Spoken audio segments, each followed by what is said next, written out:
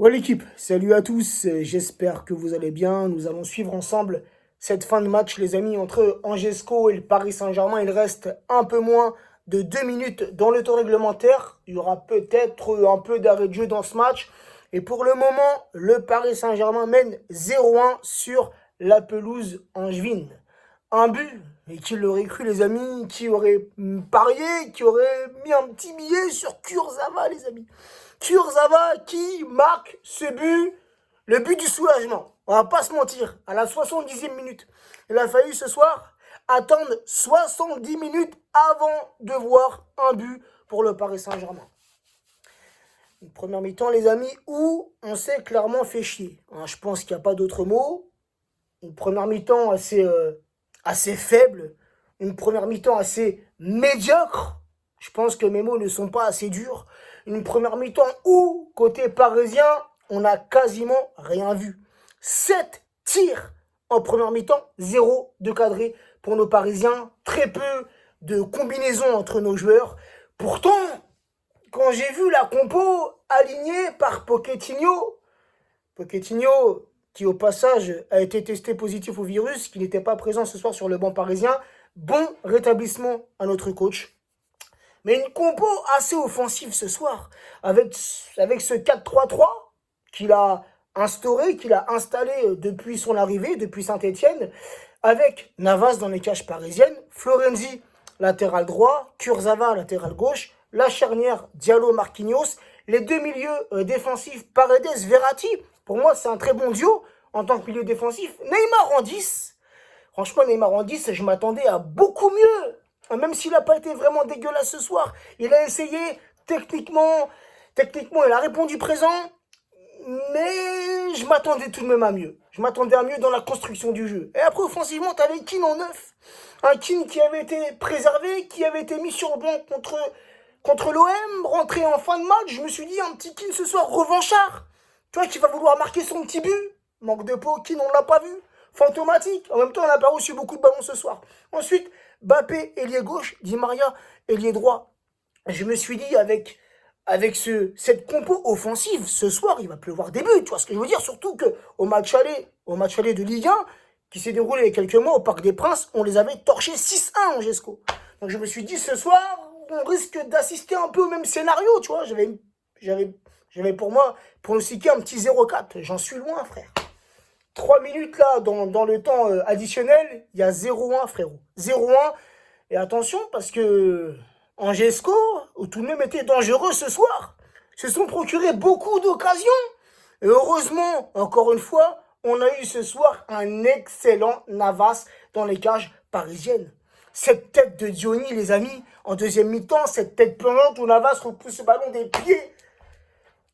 Ah ouais, les gars, tout de même, on a souffert dans ce match. On a souffert.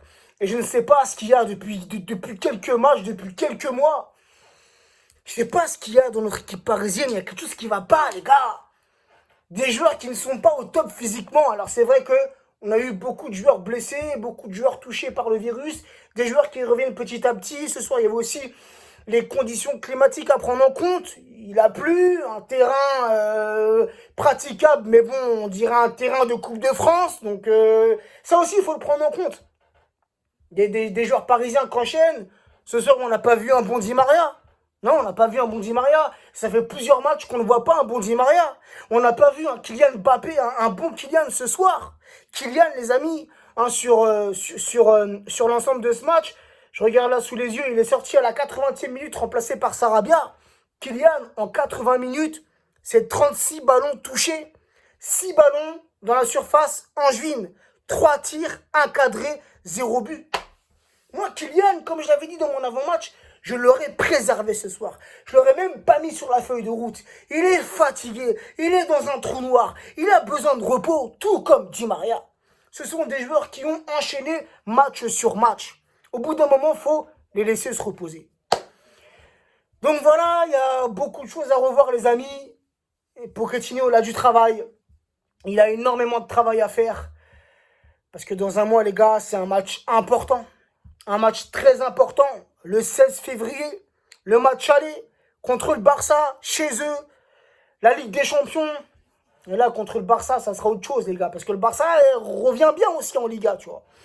Le Barça qui avait très mal commencé sa saison en Liga, et là, qui commence à se reprendre.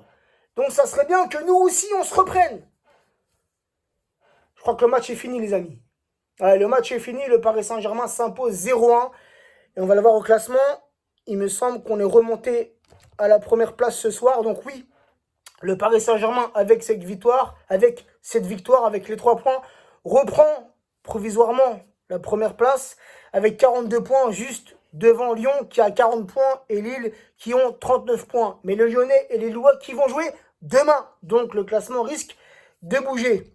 Les stats du match, les amis, ça fait un petit moment que je n'ai pas donné les stats en débrief.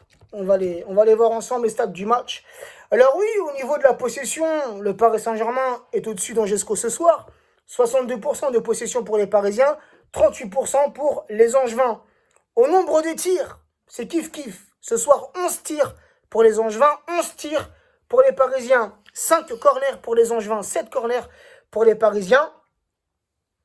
4 tirs cadrés pour les Angevins, 3 tirs cadrés pour les Parisiens.